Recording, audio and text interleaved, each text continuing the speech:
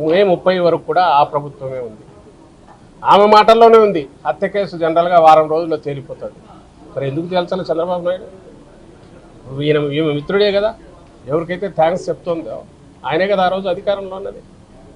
ఆ రోజు అధికారంలో ఉన్న చంద్రబాబు నాయుడు ప్రభుత్వము తర్వాత ఏప్రిల్ మే అంటే దాదాపు 2-2.5 నెలలు ఆ ప్రభుత్వమే ఉన్నప్పుడు ఆలోగా ఇన్వెస్టిగేషన్ పూర్తి చేసి ఎందుకు కేసును ఒక లాజికల్ ఎందుకు పుష్ చేయలేదు, కంక్లూడ్ చేయలేకపోయింది? దానికి ఆన్సర్ ఇవ్వాల్సిన చంద్రబాబు నాయుడు, అడగాల్సింది ఆమె. తలా తోక లేకుండా తల చెడిపోయి ఏం మాట్లాడుతున్నామో తెలియకుండా మాట్లాడుతున్నది అయితే కాదు. ఈరోజు పూర్తిగా ఒక రాజకీయ కుట్రతో ఆమె అక్కడికి వెళ్ళి ఢిల్లీలో ప్రెస్ కాన్ఫరెన్స్ పెట్టారని అర్థమవుతుంది. ఎన్నికలు దగ్గరకు వస్తున్నాయి కాబట్టి చంద్రబాబు నాయుడు ఉసిగొల్పి ఇంకొకరితో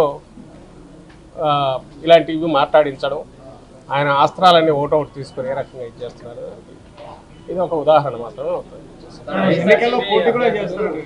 వైసీపీ అభ్యర్థులంతా స్మగ్లర్లు గోండాలు ఉన్నారని చెప్పేసి చంద్రబాబు నాయుడు ఆరోపిస్తున్నారు. వైసీపీ అభ్యర్థులంతా కూడా స్మగ్లర్లు గోండాలు అని ఆయన జగన్మోహన్ రెడ్డి గారిని అంటున్నారు. ఆ తర్వాత వైఎస్ఆర్సీపీ మరి వాళ్ళల్లోనే బయటకు పోయిన వాళ్ళని తీసుకుంటున్నారు. మరి వాళ్ళంతా గుండాలు వాళ్ళు అయితే వాళ్ళు పోగానే బయటకు పోగానే స్వచ్ఛమైన వాళ్ళు అయినారేమో ఆయనే చెప్పాలి, లేదా జనసేనలో తీసుకుంటున్న వాళ్ళు చెప్పాలి.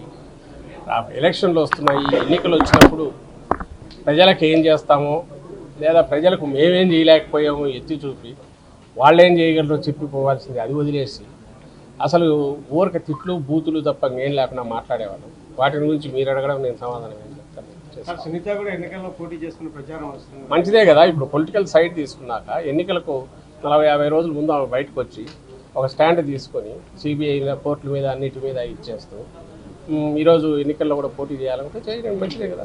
జనం డిసైడ్ చేస్తారు. ఆయన కూడా ప్రజా కోర్టులో అనేది కరెక్ట్, మంచిదే. కానీ నాకు తెలిసి ఎవరు ఓ హత్య గురించో జగన్మోహన్ రెడ్డి గారు కూడా తన మీద పెట్టిన తప్పుడు కేసులే చూసి నాకు ఓటు వేయండి వాళ్ళు తప్పుడు కేసులు పెట్టారని పోలే, ప్రజల ఇష్యూస్ మీద పోయాడు. చంద్రబాబు నాయుడుకి అదే అప్లై అవుతుంది. నన్ను అరెస్ట్ చేశారని ఏడ్చుకుంటూ పోయి అందువల్ల నన్ను ఎన్నికల్లో గెలిపించండి, అరెస్ట్ చేసిన వాళ్ళంతా మమ్మల్ని తగిన వాళ్ళంతా దొంగలు, మా వాళ్ళని ఎవరిని అరెస్ట్ చేయకూడదు, ఈరోజు నిన్న పట్టుకున్నారు ఒక కొడుకుని చేస్తే కూడా అదే స్టాండ్ తీసుకుంటున్నారు. అంటే ఏ చట్టము ఎలాంటివి మాకు అప్లై కాకూడదు అనుకునే బాబుతో వాటి ఆధారంగా ప్రజలు నిర్ణయం తీసుకుని వాళ్ళకు ఓటు వేయాలి, జగన్మోహన్ రెడ్డి గారికి వ్యతిరేకంగా వేయాలనే ఆగింత మాటలు ఏవైతే మాట్లాడుతున్నారో ఇలాంటి వాళ్ళంతా ఈరోజు ఈమెతో సహా, దానికి ప్రజలకు సంబంధం ఏముంది? చట్టాలు ఉన్నాయి, కోర్టులు ఉన్నాయి, తెలుసుకోవాల్సింది. జగన్మోహన్ రెడ్డి గారు ఏ రోజు ఇట్లాంటి మాటలు మాట్లాడలేదు. ఆయన ప్రజలకు ఏం చేస్తారని చెప్పారు, దాని ప్రకారమే ప్రజల్లోకి వెళ్ళారు.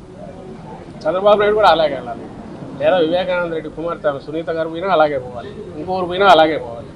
ప్రజలు కోరుకునేది అది. కానీ నాకు అన్యాయం జరిగిందని తప్పుడు ఆరోపణ చేసి అందువల్ల మీరందరూ ఆయన శిక్షించండి, లేకపోతే మీరంతా కూడా ఇదని చెప్పి ప్రజలను నిందించడం అసలు అది ఎంతటి అలుసు ఉందో వీళ్ళకి నాకు అర్థం కావట్లేదు. కానీ ప్రజలన్నా వాళ్ళ నిర్ణయం అన్నా కూడా, లేదా డెమోక్రసీ అనే ఎలక్షన్లు అన్నా వాళ్ళకు జరిగిన తప్పు ఏదైనా ఇది జరిగితే ఆ జరిగిన దాంట్లో కూడా అనుమానాలు ఉన్నాయి. ఎవరెవరు రోలు ఉన్నాయంటే వాళ్ళ కుటుంబ సభ్యుల రోలు కూడా ఉందేమో అనుమానం ఉంది అందరికీ. వాటిలోనే మొత్తం ఆ నెరేటివ్ కానీ లేదా సిబిఐ ఇన్వెస్టిగేషన్లో ఏమంటారు వాంగ్మూలాలన్నీ లోతుగా పోయి చూస్తే అన్నింటిలో అది కనపడుతుంది. దాని నుంచి తప్పించుకోవడానికి దొంగ అన్నట్టు ఇట్లా తిప్పి కొడుతున్నారేమో అనే అనుమానం కూడా వస్తుంది. అలాంటి ఎంక్వైరీ జరిగితే అన్నిటి మీద జరగాలి, వాటి మీద కూడా జరగాలి. ఇంత జరగాల్సిన నేపథ్యంలో ఒక అప్రూవర్ని తప్పుడు ఎవడైతే క్రియేట్ చేసి హంతకుడినే అప్రూవర్ చేసుకొని ఎవడైతే తన తండ్రిని కిరాతకంగా ఎట్లా నరికానో కూడా చెప్పినోడు, ఇక గొడ్డలు అంటున్నారు, ఆ గొడ్డలతో ఎట్లా నరికాడో ఎట్లా చేశాడో అని చెప్పినాడు, వాడిని హక్కుని చేర్చుకొని వాడిని తమ్ముడు కిందనో అన్న కిందనో చూస్తా మాట్లాడే వీళ్ళని చూసి ఏమన్నా అర్థం కాదు.